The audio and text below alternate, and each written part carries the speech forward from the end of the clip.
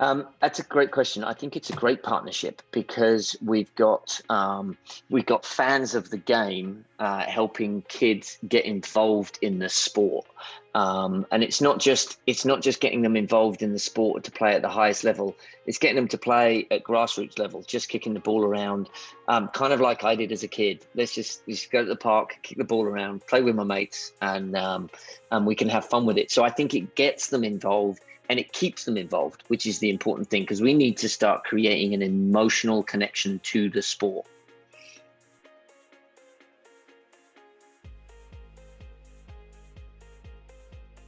So the funds will be used to actually set up a couple of we run soccer a little bit differently. We do street soccer, so we just get kids in the local parks, like I said, just playing. We organize them onto teams. We shuffle the teams around every 5 minutes, and then they just play. So we find a local park, get the local communities to play.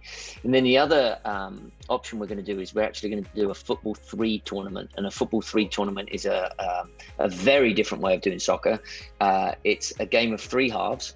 And so the first portion is actually to go over the rules. So there's standard rules, set rules, there's optional rules, whether it's a throw in or a kick in, above head height, below head height, etc. And then there's fair play rules. And the fair play rules could be if boys score, then girls have got to score next, or whatever they come up with as a fair play rule.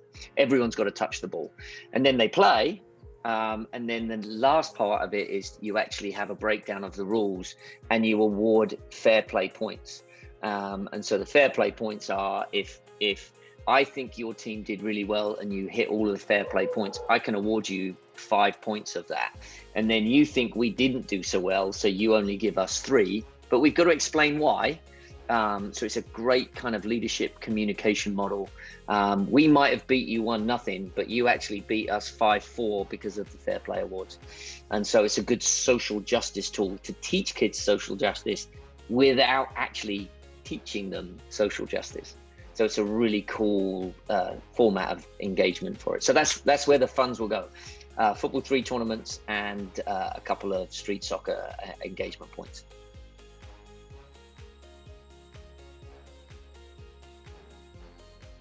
We want to engage the American Outlaws as volunteers. We need adults out there with the kids, and with our street soccer format or football 3 format, we can actually have the adults playing with the kids, because there's no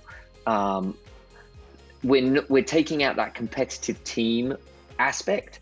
So to jump in and kick the ball around with the kids is awesome, and the kids love that because now they've got these adults pouring into their lives in a caring way.